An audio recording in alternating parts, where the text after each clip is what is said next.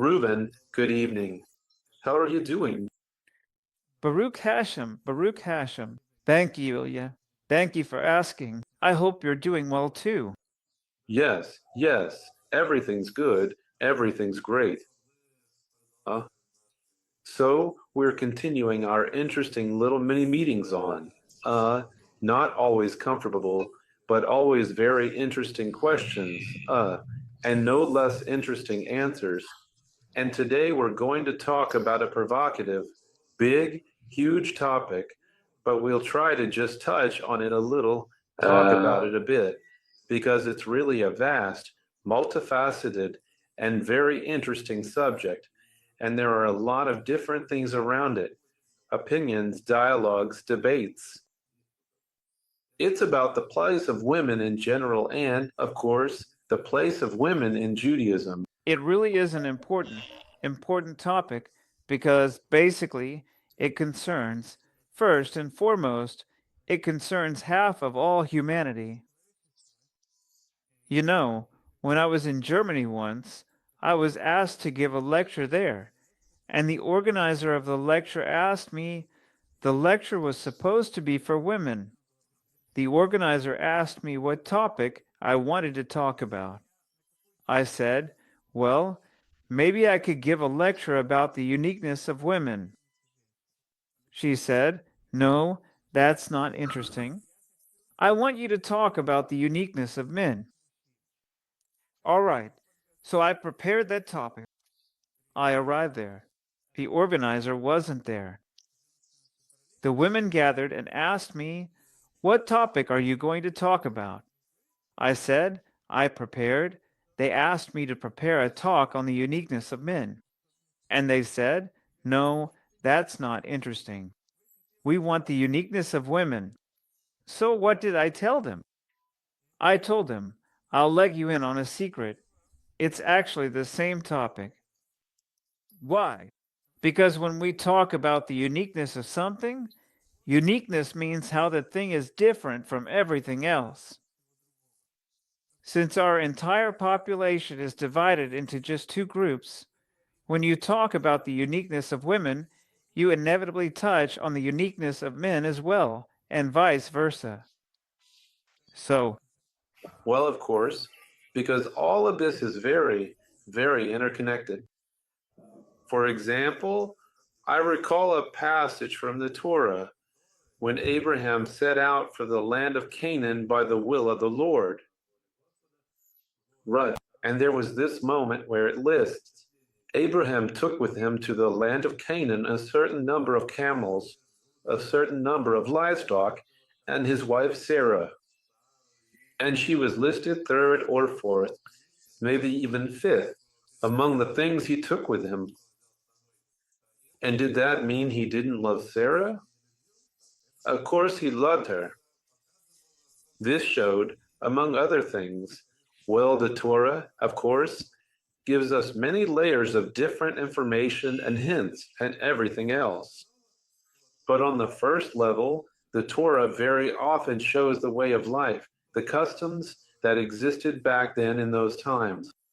And today, when I was reading the Q&A about women and the answers you publish on your website and in your book, I saw an answer and a thought there that the role of a woman is to make her husband perfect, to bring her husband to perfection. So it's actually a little upsetting, a secondary role. And how different is that from the story when Abraham took camels with his wife Sarah and 15 sheep? oh, Right. How much has this changed since then? So many thousands of years have passed, but is her role still secondary? let's look at it this way. You're really bringing up a very important point. And right here, regarding the question you're raising, I think it can actually help us look at many things differently, especially the role of women. First of all, we need to know this idea. The Gemara in Tractate Berakot says that the reward for women in the world to come The reward that women will receive is greater than the reward for men. The Gemara asks, what is it that she will receive this reward for? The Gemara says, for the support you mentioned, for the help she gives her husband to study Torah, for the way she helps her children advance and study Torah. She takes the children to study Torah and gives her husband the opportunity to study Torah. For this, she will receive such a great reward. But as you said, at first glance, it seems that her role is secondary, just to help. So why would her reward be greater than her husband's if it's something secondary? The reward should be less. The thing is, the Vilna Jayan says an interesting idea. The Vilna Jayan says that the one who enables others, in fact, this idea is already stated in the Gemara. I'll say this idea in Hebrew. The Gemara says, that is, the one who enables someone else to do something is greater than the one who actually does it. And why is that? Because he is the main one in this. Everything depends on him. He is the foundation. We might say, the foundation, it just helps. Here's the building. Yes, it's true. The foundation isn't really visible. Maybe foolish people won't be able to understand how important this foundation is, that without it, there would be nothing. But in fact, it's greater than the building itself, because without the building, the foundation will still remain. But without the foundation, no building will remain. It's the same with women. On one hand, we might think, well, the Almighty, as it says in the Torah, the Almighty created woman to be an ezer, to help the man. What is she supposed to help with? She is supposed to help him become complete, so that the man can be whole. That is, as the moral explains, a woman by her very nature is, in principle, a complete being. A man, on the other hand, is an incomplete being, and she is supposed to give her completeness to the man. By helping, she gives the man the opportunity to become whole. This is not something secondary. In fact, it's even more important. Her role is even more important than the man's role, and that's why she will receive a greater reward than a man. Now let's move on to what you mentioned about Abraham. You're asking if anything has changed. After all, a few thousand years ago, customs were completely different. Now customs have changed, and attitudes toward women have changed. Maybe something has changed. Maybe now women aren't taken last after everything else. First of all, in the Gemara, we already see that a woman has always come first. Rabbi Akiva, for example, Rabbi Akiva said that everything you have.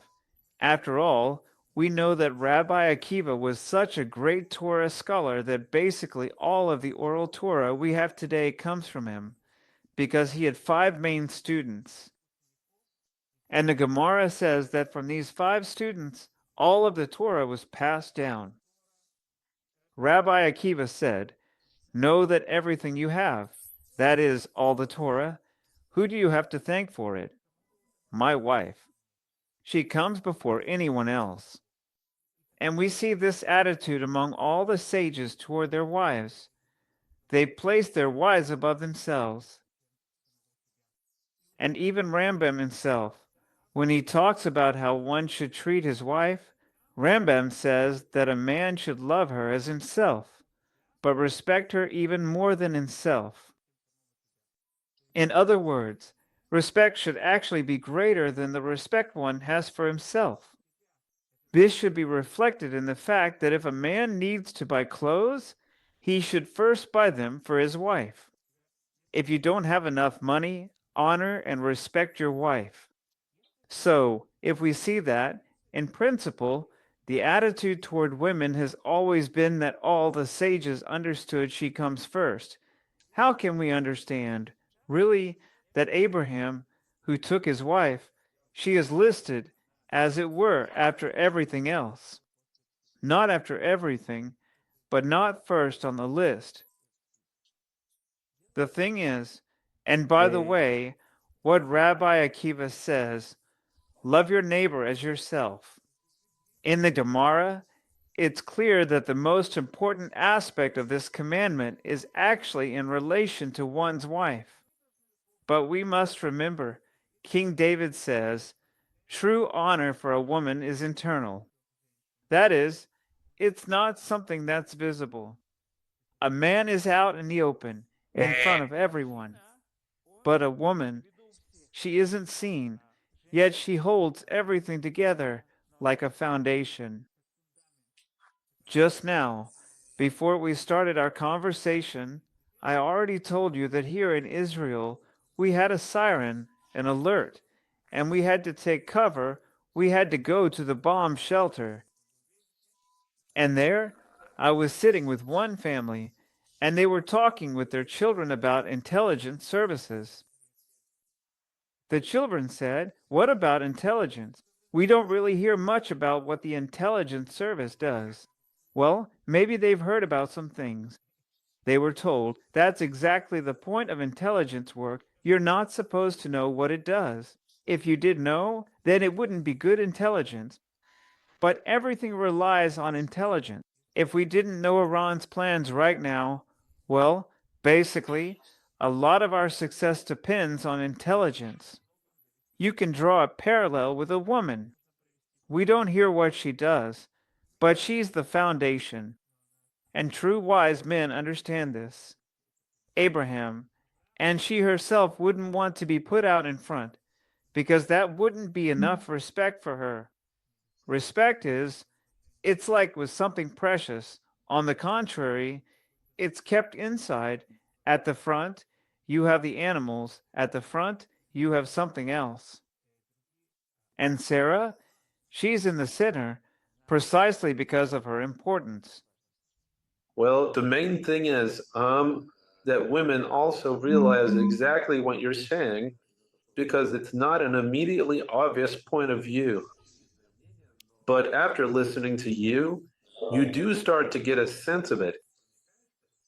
But along with that, a question comes up. If a woman's role is more important because she creates the environment and atmosphere in which a man can achieve perfection and grow, can a woman also achieve perfection herself? For example, can she study the Torah, improve herself through that, or is her role only to help her husband improve? No, absolutely, absolutely. A woman also has her own path to self improvement. But this path is different from that of a man. The Gemara already says that the essence of a man, that is, yes, the path of a man. Usually, men are the ones who conquer, but women do not. The Gemara asks, why is that really? From which pasuk, from which verse in the Torah do we learn that a woman is more complete? The Gemara says we learn this from the verse, Benet Shayan and not Kono. They are calmer. What does that mean? It means that a woman's path, her way of self-improvement, is different. A man, he is missing something. He needs to be completed. And who is always making revolutions? Who is the restless part? Mostly it's men, because a man really is lacking something. His path, in order to truly succeed, is to fight against his evil inclination, to take action, to study Torah actively in order to complete himself. A woman, Since she is complete in and of herself, her path to growth is different. This path is more. Undoubtedly, a woman can study Torah. Rabbi Meir's wife was a great Torah scholar. There was also a great Torah scholar and commentator, Prisha. That's what he himself writes. He mentions 5 things that his wife said, Chidushim, original Torah insights, which are cited in Halacha in the name of Prisha's wife. And that's actually what we do. For example, when we light the Shabbat candles, we light them on Shabbat. First, we say the blessing over the candles, and then we light them. But on a holiday, we do the opposite. Basically, before Prisha's wife, people used to do it differently. She stated this halacha, and it was accepted by the Torah authorities, the poskim. So, undoubtedly, a woman can study Torah, but that's not her path to spiritual perfection. Her path to self-perfection is through prayer, trust in the Almighty, and good deeds. In other words, all of this is feminine. The unique quality of women is to increase and multiply these positive things, and in this way, a woman will progress. And what she gives to a man, the way she helps a man, that is also her progress, because it once again reveals her kind heart. So, a woman approaches perfection through her purpose, which is to create an atmosphere for her husband so that he can grow. But at the same time, it is not forbidden or prohibited for her to study Torah. As you said, there have been many women who were extremely wise. And if it's allowed to study Torah, does that mean it's also allowed to study Kabbalah? Or is that already something exclusively for men? Yes, but first of all, I want to correct what you said a little. It's not just about creating an atmosphere for the husband. As I said, it's for the children or the husband. And it also includes prayers, trust in the Almighty, and doing good deeds. A man should focus more on correcting something negative, while a woman should focus on developing the positive qualities she already has. These positive qualities also include her husband. Now, regarding the study of Kabbalah, I'll tell you about a lecture I gave in Germany. I started it like this. I said, "Dear ladies, I'll begin with something that women are forbidden to say." And of course, well, basically, we all know it's hard for women to sit quietly, right? And if you want them all to pay attention, you need to say something interesting. If it's something women aren't allowed to say, then it must be interesting to listen to. There was a book, a publisher once told me about it. It was called Shalom Bayit, How to Make Peace at Home. And one book was written for men, and the other for women. The person who published the book, he wrote, apparently he didn't want women to read it, because they would start telling the men, see, you're supposed to treat me like this. So, in the book for men, he wrote, blessed is the woman who does not read this book. The salesperson told me that there was a line of women waiting to buy this book. So, I decided to start with something that is kind of forbidden to say to a woman. What is it that's forbidden to say to women? The Gemara says, and there was a question they asked Rabbi Eliezer. There was a question about why, when they worshiped the golden calf, there were several groups, and each group received a different punishment.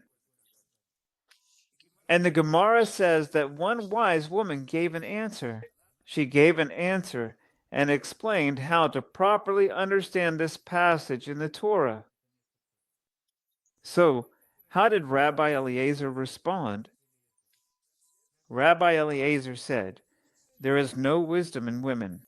Hey, Hobar, Belina Shin, this would be a pair. Only when it comes to knitting, to being good at knitting, that's where a woman's wisdom is expressed. How does he know this? There's a verse in the Torah. Ilya, you see, I'm asking provocative questions myself. The Torah talks about how the Mishkan was built.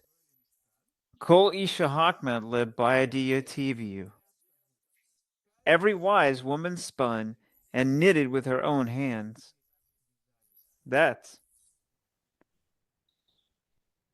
what it says. It's pretty offensive to women, right? It develops fine motor skills. Yes. Well, if I told him if it's forbidden to tell or mention such a passage from the Gemara, why am I saying it? I'll explain to you why I'm saying this.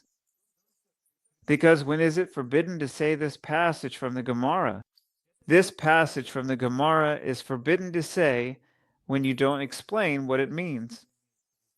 But when you explain it, then you can and should say it. Let's think about what exactly is being said here. How do we know that there is wisdom in women, like spinning? It's what is said in relation to the Mishkan. But we know that regarding the Mishkan, it is said that Bezalel, who was the wisest person in how to build the Mishkan, Bezalel, as the sages say, was a great Kabbalist.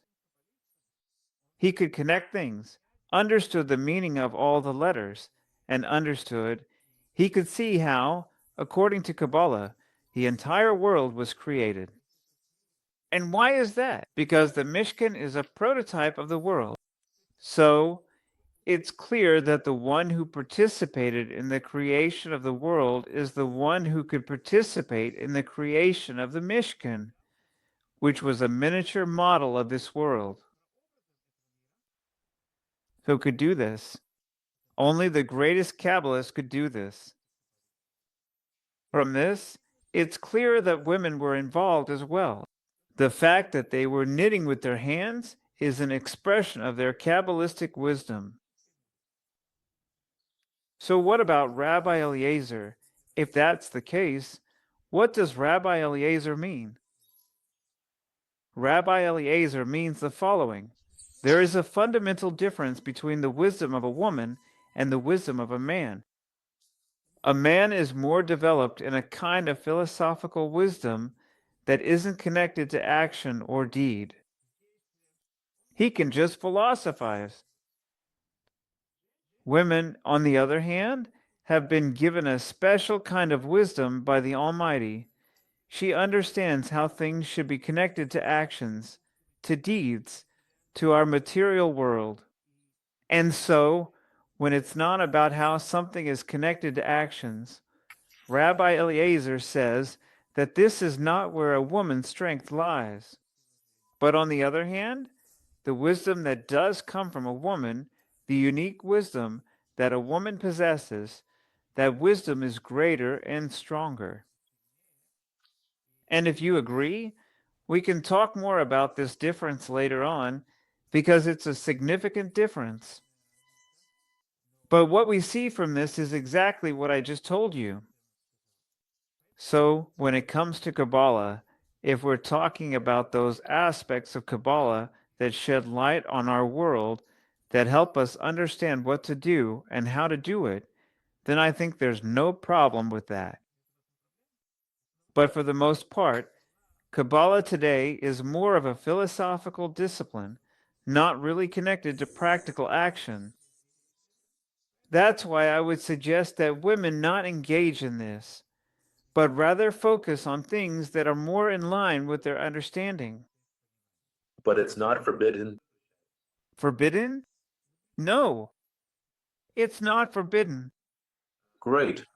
I have an even more provocative question, but I suggest I'll ask it now. And we'll discuss the answer to this question with you in the second part of our. Wonderful.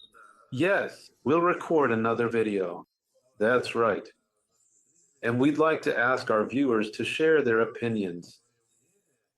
We'll carefully read what our viewers write, and we'll discuss it and put it right on the table. And the question that It's like Ilya. It's like those good movies where a series ends right at the most intense moment, and you're just waiting, like, well, what's next? yes, that's part of it. But I also want to get more people involved in the discussion, in the conversation. Wonderful, of course. It's going to be very interesting and extremely useful because the idea and purpose of these meetings, these videos, is to address those slightly uncomfortable questions or the questions that someone might have in their mind but are too shy, afraid to ask, or just don't know who to ask. We want to lay all of these questions out on the table just as they are and give interesting answers to questions that aren't always comfortable. And the question I'm about to ask, though I'll ask you to hold off on answering it for now, goes like this. After reading the responses of various sages, we know that women can and should adorn themselves. Moreover, it's important for a man to bring home jewelry, to buy it, and give it to his wife.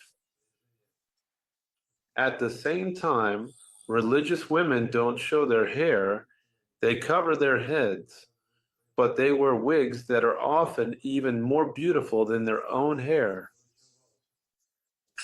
And here, there are two questions in one. First, if it's allowed to adorn oneself, but not allowed to show, why don't we show our hair? Well, for the same reason, essentially, as why women wear hijab in the Islamic world, to avoid provoking men. What? Then why do we wear such beautiful wigs, which are even more attractive? And doesn't all of this contradict the idea that it's allowed and even necessary to wear jewelry? I'm really interested to hear what our viewers think about this. Reuven, you have a little time to prepare because I have a few tricky follow-up questions on this topic. There you go. This is a complicated, provocative topic, but I'm sure that, first of all, it will be interesting, and secondly, it will really clarify things for many people who don't understand these issues and don't know who to ask Wonderful. and are afraid.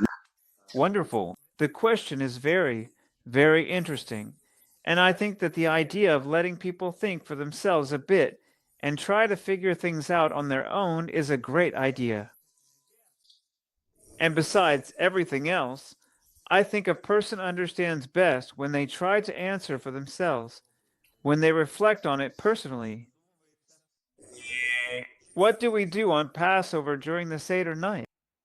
First of all, we don't tell anything until he asks, until he poses a question, until, get him involved. He has to feel himself in that place. We do some strange things. We start, we make Kiddush, and then suddenly we push everything aside. Where's my food? Oh, are you asking? Are you thinking about it? That's good. Let the person think for themselves. Let our viewers think about this question. And I would really like to say what I mentioned. Maybe this is not next time. I will also develop a very important topic.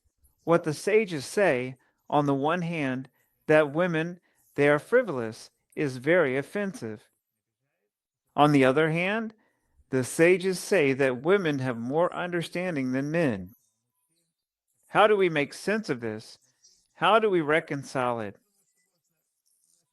I think our viewers can also try to answer this question, but maybe we won't have time in the next.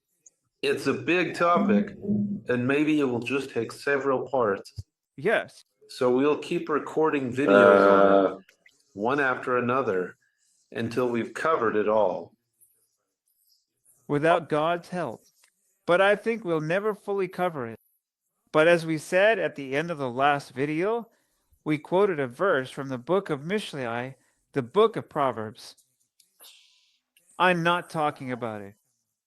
Give an idea to a wise person, and as he reflects on it, he'll be able to develop it more and more on his own. Well, Rav Reuven, thank you very much. It was really interesting. Thank you for the interesting questions. Yes, yes, I actually got some new ideas. Yeah, although every time you approach the topic, you see something new from a different angle. Absolutely. Yeah. A big thank you to everyone who watched us. Be sure to leave your comments. We'll read them and use them in our videos and recordings. Everyone, Without God's help, all right, all the best. Thank you very much. goodbye.